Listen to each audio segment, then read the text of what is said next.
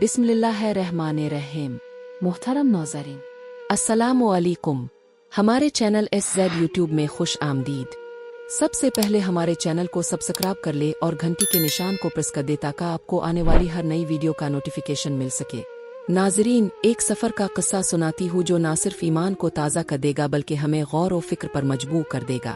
ये वाक़या एक ऐसे शख्स का है जिसकी ज़िंदगी में एक लम्हा ऐसा आया जिसने इसका सब कुछ बदल कर रख दिया।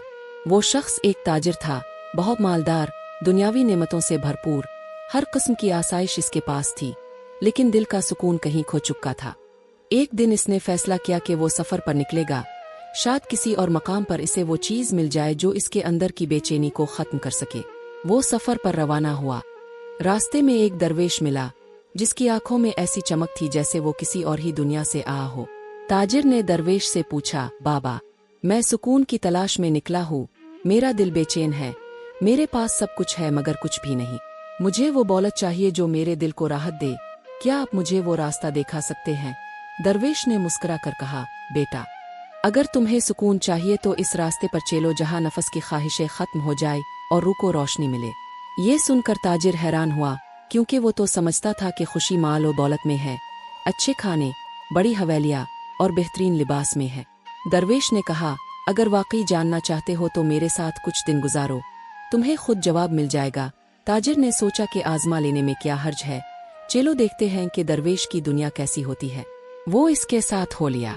दोनों एक गांव पहुंचे जहां लोग बहुत गरीब थे, लेकिन उनके चेहरों पर एक अजीब सी खुशी थी। वो सब एक दूसरे की मदद करते, मिलजुल कर खाते और हर हाल में अल्लाह का शुक्र अदा करते। ताजिर ने देखा कि यहाँ कोई हसद नहीं, कोई दिखावा नहीं, सब एक दूसरे के लिए जीते हैं। इसने दरवेश से पूछा, ये लोग तो गरीब हैं, उनके पास कुछ भी नहीं, फिर ये इतने खुश कैसे हैं? दरवेश मुस्कुराया और बोला, क्योंकि उनके दिल में कीनात है, उन्हें अपनी ज़रूरत से ज़्यादा कुछ नहीं चाहिए। ये वो खुशी है जो तुम्हारी दौलत नहीं दे सकती। ये सुनकर ताजिर सोच में पड़ गया, लेकिन अभी वो मुकम्मल तौर पर कायल नहीं हुआ था। अगले दिन दरवेश इसे एक और जगह ले गया जहाँ एक मुसाफिर सख्त बीमार पड़ा था और कोई इसकी मदद के लिए तैयार नहीं था। दरवेश ने आगे बढ़कर इसकी खिदमत शुरू की, इसका इलाज किया, इसे खिलाया पिलाया, हत्ता कि वो शख्स सेहतमंद हो गया। ताजिर हैरान हुआ, क्योंकि दरवेश ने बगैर किसी गरज के इसकी मदद की थी। इसने पूछा, बाबा, तुम्हें इससे क्या मिला? तुमने इसके लिए इतनी मेहनत की, बदले में कुछ भी नहीं लिया। दरवेश ने नरमी से कहा, बेटा, असल खुशी किसी के चेहरे पर मुस्कुराहट लाने में है। ये वो दौलत है जो दिल को राहत देती है। जब तुम किसी की मदद करते हो तो दरहकीकत तुम अपने अंदर सुकून भरते हो। ये अल्फाज सुनकर ताजिर के दिल में कुछ चमकने लगा, जैसे इसे जिंदगी का असल राज मिल गया हो। इसने सोचा कि वो हमेशा सिर्फ अपने लिए जीता रहा, दौलत इकट्ठी करता रहा, मगर किसी और के लिए कुछ नहीं किया। शायद यही वजह थी कि इसका दिल हमेशा बेचैन रहा।